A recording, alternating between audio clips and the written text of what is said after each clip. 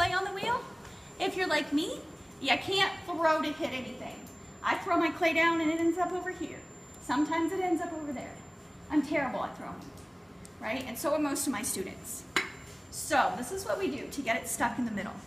You're gonna find center. Make sure your bat is pretty cleaned off. Mine's dirty from touching it. This is clean enough.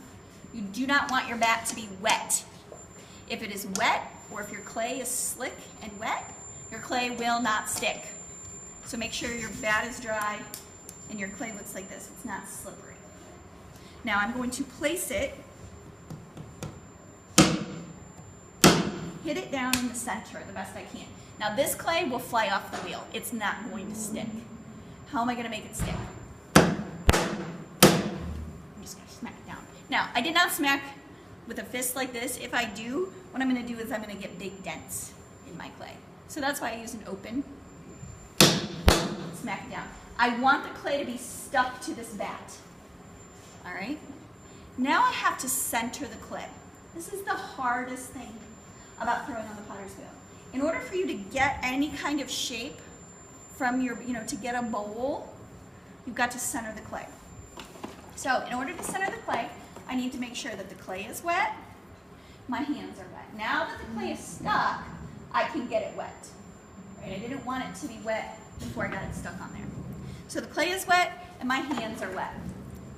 In order to center, I am going to put my hands in the high, yeah position. We're all going to have to try this. Your left hand is the high. So everybody do this with their left hand. Put down your notes. High, yeah. High, yeah. Your high hand, no, it's got to cross like this. All right, your high hand, the left hand, that's your power hand. It has to be tucked into your body. Do you see how close up I am to the clay? I'm right on top of it. Your center of your chest needs to be over top of the clay. Otherwise, you're not going to be able to center it. So this is what the clay looks like when it's not centered. Are my hands moving? Look at my hands. They're bumping all over the place. This is not centered. The clay is just sitting on the wheel. Do you see my elbows? Are they tucked into my body? No. We don't want this. This is going to be a disaster. What we want, that high hand tucked into our body, clay wet, hands wet, high, yeah. This left hand, I'm pushing into the clay. Now it's going to start to go up. This is called coning up.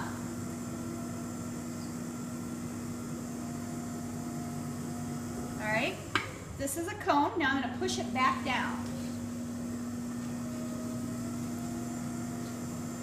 Are my hands moving? My hands are still bumping all over the place. Do you see that? You see my hands are moving? This clay is not centered. So I'm going to try to cone up again. I'm pushing with my left hand. See how my right hand is making an angle? I'm making a cone. And then I'm going to bring the top of that cone down. Now I'm pressing with my right hand and bringing it down. It's closer. My hands are not moving as much, right? They're still bumping slightly. So I'm going to do it one more time. Pushing in with my left hand. And now I'm going to bring my right hand down. Are my hands moving? That clay is centered. All right, so we start off, our hands are bumping all over the place. We want to get it so that we're squeezing in and we're squeezing that clay into the very center of the bat. That's the only way for us to get any shape out of our piece. We have to center it. Now that it's centered, what's my next step? Any guesses? I have to open it, right? Now it's just a lump of clay. Now we're going to make it into a bowl. We need an opening. I'm going to take my index finger and find the middle.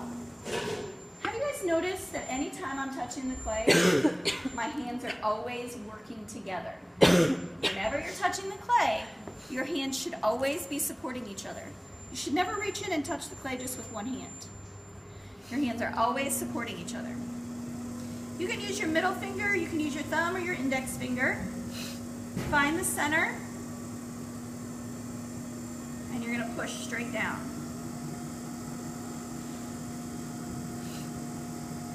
You don't want to go all the way through, right? You don't want a hole in the bottom of your piece, but you're going to push down.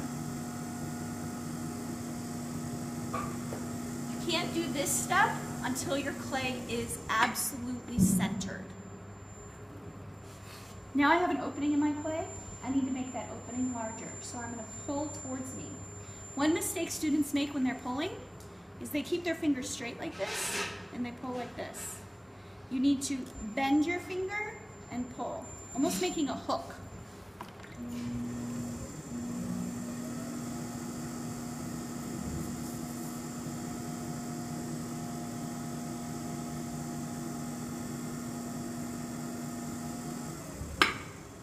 So I made that opening bigger by putting in my fingers and pulling with a hook towards me. Now I need to make sure that I flatten out the bottom. If you can't see in there right now, there's clay and water in the middle. You want to get rid of all of the water that is in the bottom of your piece. If you leave the water there, your piece will crack as it dries. So you have to get rid of the water.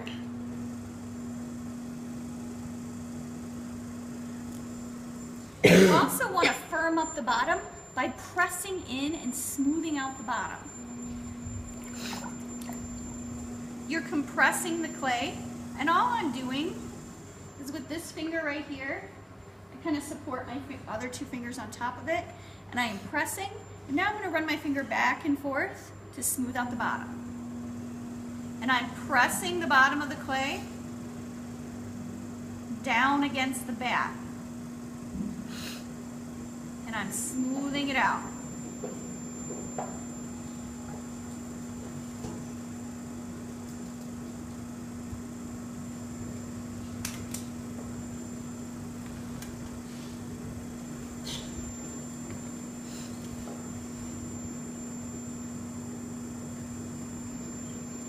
The more you can compress the bottom of your clay, the less likely it will be to crack when it dries.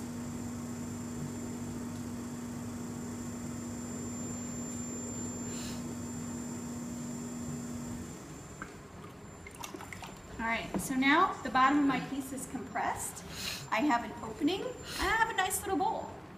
I now need to make my bowl a little bit bigger by pulling up. When you pull up, you don't put your hands on either side like this. You go like that. That's not how you pull up. In order to pull up, you must squeeze the clay together, one hand on the inside, one hand on the outside, squeeze, and gently and slowly pull up. And that's what's going to make the clay get taller. So I like to use my knuckle on the outside, and I use two fingers, these two fingers on the inside. I'm squeezing.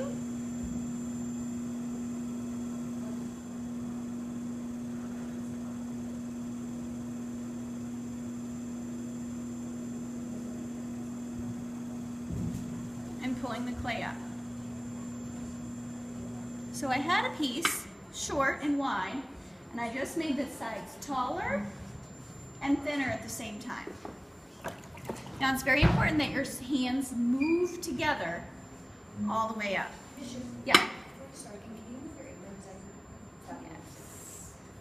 Does that help? Yes, thank you. All right. My clay is pretty thin.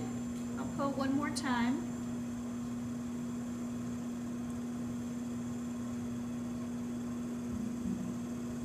Okay.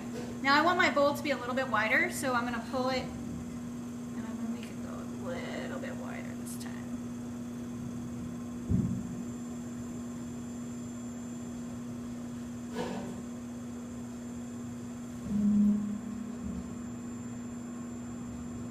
Now I'm firming up the lip. What I'm doing is, see that clay right there? What I'm doing is holding two fingers on either side, and then just resting my index finger on the top. That cleans off the lip. Not really squeezing, I'm just resting it there. Now I I still have some water on the inside. Remember I told you if you leave water on the inside, your piece is gonna crack. So I'm gonna clean that out.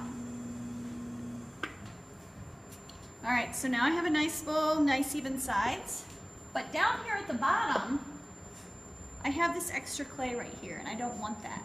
So that is what the wooden angle tool is for. We're gonna trim off this extra clay. You're gonna hold the wooden angle tool at an angle, hold it very steady at the bottom, and as the clay spins around, you're gonna push the wooden angle tool in and down. And that's gonna trim off this clay out here. You see that extra clay? We don't want that. You see how the mark appeared?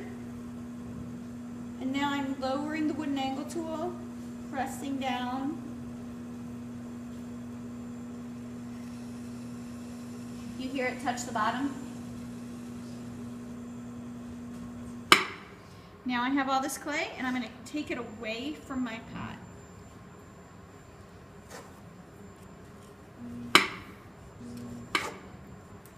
I'm just going to scrape it away so it doesn't reattach when I pull it off.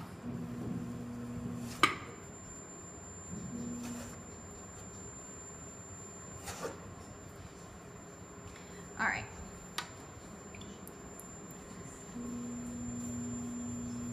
Just going to shape it a little bit more.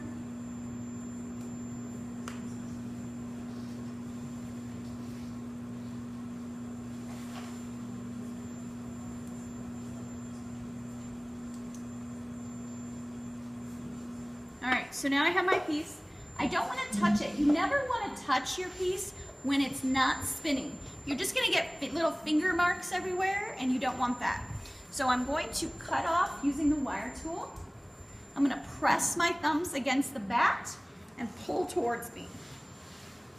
I'm going to clean it off. Be careful when you're cleaning off your wire tool. Any of those little spikies that are sticking out, they really hurt. So be careful that there's no little spikes. I want to cut it one more time. See how it moved? Now, I don't want to touch this piece because I don't want any finger marks. So how am I going to get it off? That's why we use bats, right? Because now I can just pop off the bat and I can set it on the shelf to dry. Now, when I set it over there, I don't want it to dry out 100%. All right, I only want it to dry out partially. So what I'm going to do is take a plastic bag and I am going to rip the bottom out of it. Have you guys found any plastic bags lying around that had the bottoms opened up? Have you seen that? I'm going to rip the bottom out of it, and then you're going to sit it like a tube over top of it. Why would we do this? We want it to dry out a little bit, but not all the way.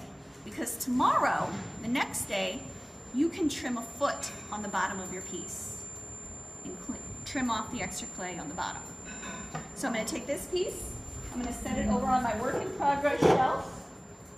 I'm going to pass this to you. Can somebody set it? Can you set it on the shelf behind you? All right, and now I need to clean up my area. I've got to clean off these splash guards. Now notice, you can stop now.